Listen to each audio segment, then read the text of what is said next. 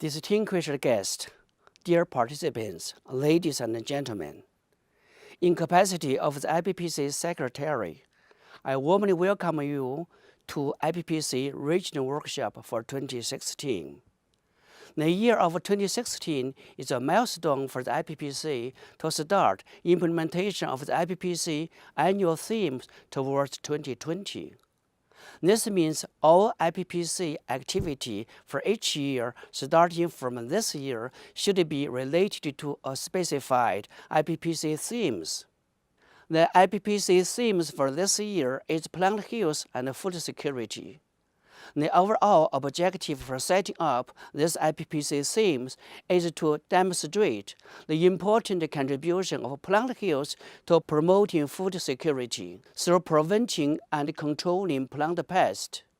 The implementation of these themes would greatly raise the awareness of the importance of plant health by policymakers, relevant stakeholders, and social media, and global, regional, and national level.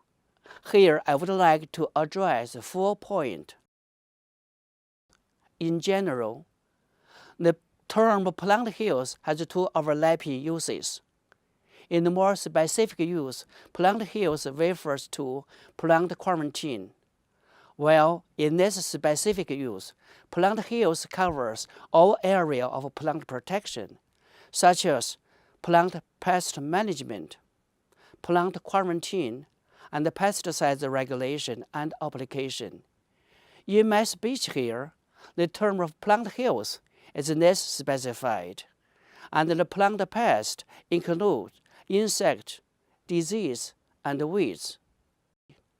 FAO definitions on food security states, food security exists when all people at all times have physical and economic access to sufficient, safe, and nutritional food to meet their dietary needs and food preference for an active and healthy life.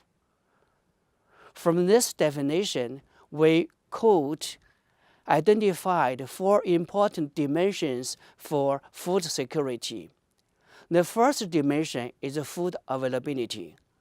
This is a production-related issue, requiring food to be available for all people at all times. The second dimension is food accessibility. This is a trade-related issue requiring that the food be accessible for all people at all times. The third dimension is food affordability. This is an economic-related issue requiring that the food affordable for all people at all times. The fourth dimension is food safety, and this is a health-related issue requiring food to be safe to all people at all times. From the evaluation of plant health and food security, we can see clearly that there are 4 important contributions of plant health to promoting food security. Food crops are attacked by over 1,000 species of plant pests, and crop losses are estimated to 10 to 16% of global harvest annually, resulting from damage of plant pests. Meanwhile, crop yield can be recovered by 20 to 30% or even 50% through effective implementation of plant health measures. Plant health, in particular plant quarantine, directly contributes to promoting food accessibility through trade facilitation. So far, we have adopted 37 international standards for phytosanitary measures, covering an area of principles: export and import, surveillance, risk analysis, diagnostics, and treatment. Through implementation of all these standards, the global trade for food has been greatly facilitated. Plant health promotes food affordability through effective reduction of farmers' economic losses resulted from damage of plant pests. For example, The net economic benefit of farmers is increased by 20 to 40% through effective implementation of integrated crop pest management. Meanwhile, the plant health also promotes food affordability through effective increase in farmers' income by enhancing agriculture trade. It is well known that over 70% of pesticides are applied to field crop and horticulture plants, which bring about a potential risk for all food safety. Plant health measures could greatly promote the food safety through effective implementation of crop integrated pest management, or IPM. For example, 30 to 60% of pesticides application can be reduced through application of IPM and consequently increase the food safety. The year of 2016 is milestone to implement the UN 2030 Agenda for Sustainable Development. Among the 17 SDGs, the IPPC's work is closely related to 7 SDGs. In particular, the SDG 2 deals with food security, where the IPPC makes a direct contribution. To this end, the IPPC community should work together to promote global food security in the following 3 areas. To promote food security, the IPPC's work in standard setting should be prioritized in the area of green products, commercial products, and trade facilitation.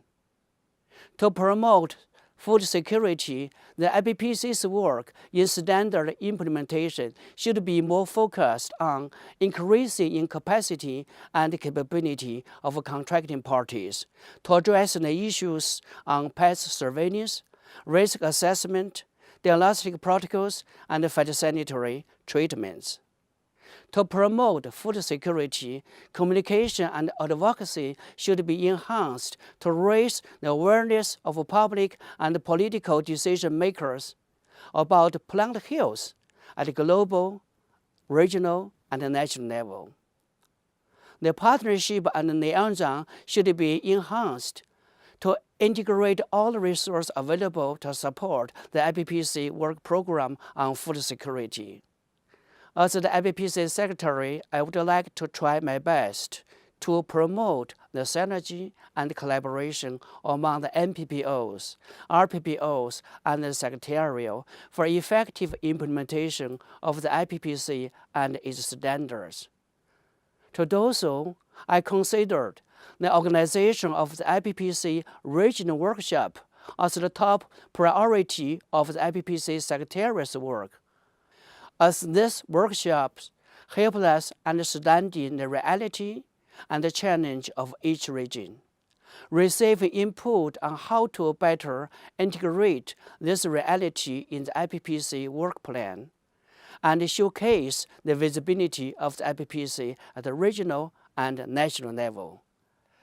This year, in addition to implementation of the IPPC annual theme, the IPPC Regional Workshop has been also reshuffled to be organized as a real forum for exchange in between NPPOs, RPPOs, FAO office, operational institutions, and the IPPC Secretarial. We have established a new alliances with all organizers and included more interactive activity. These innovations for organizing of IPPC regional workshop would allow us to get a better understanding of NPPO's concerns and to promote synergy and collaboration in between all interested parties. We are carefully listening and taking into consideration many of your recommendations. As an example, to make the standard setting system more transparent and efficient, we have developed a new online comment system, and I'm sure you have already tested its efficiency and user-friendliness. Taking this opportunity, I would like to urge all participants to be active engaging in all activity of the workshop, and to be active in making positive contribution to ensure the success of the workshop. I would like to express my sincerest gratitude to all hosting governments, all co-organizers, and all resource contributors for the great support and kind assistance. Finally, I wish all of you have a high productive workshop, and I'm looking forward to meet you in some time in the near future. I thank you all.